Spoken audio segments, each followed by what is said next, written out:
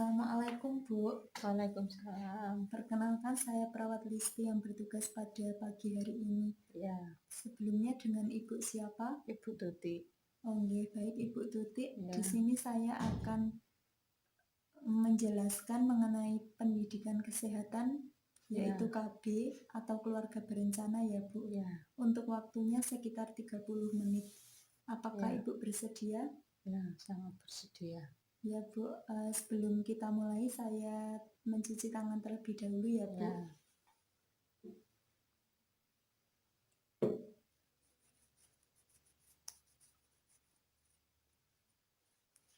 Baik Bu, apakah kita bisa mulai sekarang ya Bu? ya bisa.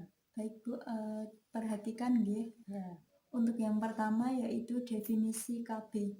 ya, KB sendiri adalah gerakan untuk membentuk keluarga yang sehat dan sejahtera dengan membatasi kelahiran anak ya Bu. KB Ya. bermakna suatu perencanaan jumlah keluarga dengan pembatasan yang bisa dilakukan dengan menggunakan alat-alat kontrasepsi. Ya. Alat-alat tersebut misalnya seperti kondom, spiral, IUD, dan sebagainya ya Bu. Ya. Untuk selanjutnya jenis-jenis KB. Yang pertama ada pil KB, susu KB atau implan, kemudian suntik KB, Ya.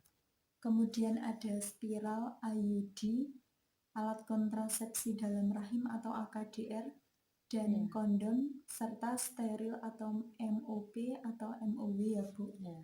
Kemudian keuntungan dan kerugian masing-masing jenis pil KB. Yang pertama, keuntungannya tidak mempengaruhi kesuburan. Jadi meskipun ibu nantinya berhenti mengonsumsi dalam jangka waktu yang lama masih bisa hamil ya Bu. Ya. Kemudian kerugiannya penggunaan pil KB pada bulan pertama mungkin akan menimbulkan efek samping.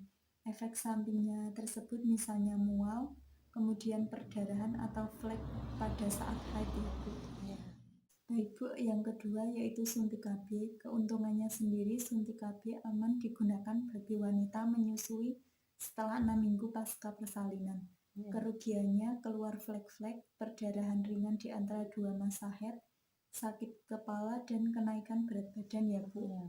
Kemudian yang ketiga susu KB atau implan, yaitu keuntungannya susu KB aman digunakan bagi wanita menyusui dan dapat dipasang setelah 6 minggu pasca persalinan. Ya.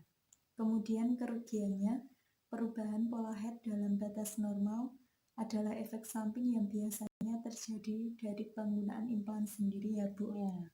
Kemudian yang selanjutnya ada intrauterine system atau keuntungannya IUS sendiri sangat praktis digunakan karena dapat dipasang dan dilepas dengan mudah setiap saat dengan bantuan tenaga kesehatan atau dokter.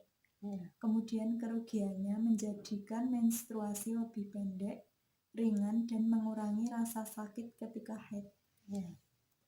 Kemudian yang kelima yaitu kondom. Keuntungannya selain kehamilan, kondom juga bisa mencegah penularan penyakit kelamin, termasuk infeksi HIV atau AIDS.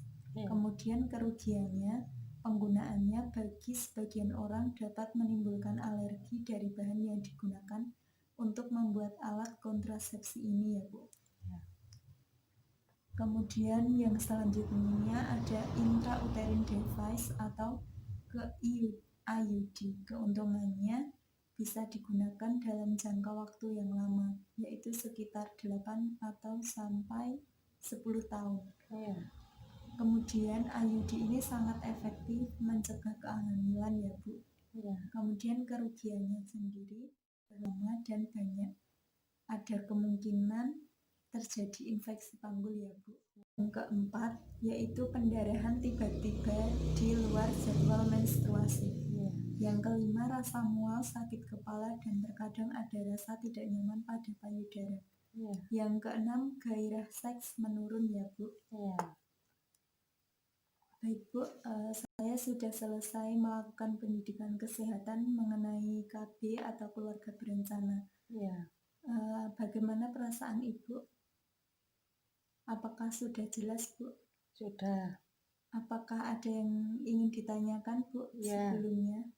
Baik Bu, silakan.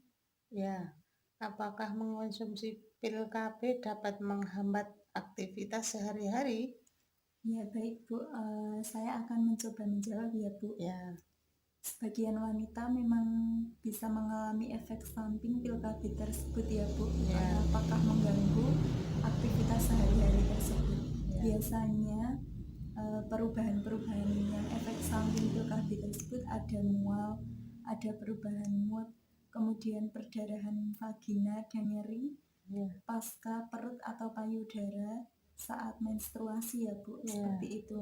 Namun ibu tidak perlu khawatir karena pil KB sendiri mengandung zat besi.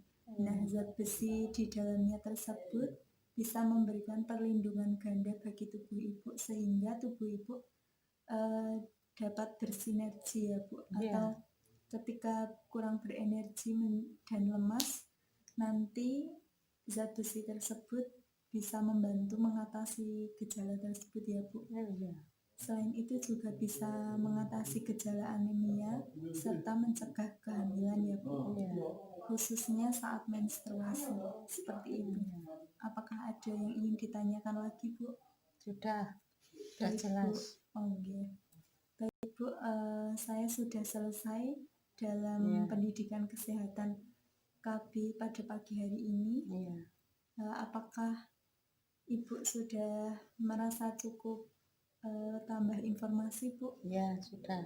Baik Bu, kalau begitu saya akan datang ke sini lagi sekitar 10 menit lagi ya Bu, Ya.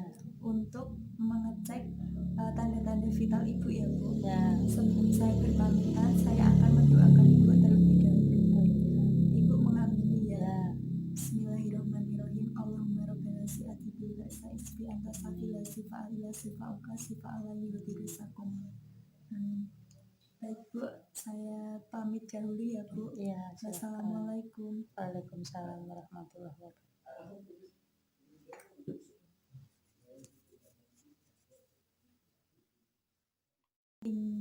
KB sendiri, yang pertama meningkatkan resiko darah tinggi dan penyakit kardiovaskular, yang kedua peningkatan berat badan, yang ketiga dapat mengganggu produksi ASI, kemudian ada yang keempat pendarahan tiba-tiba di luar jadwal.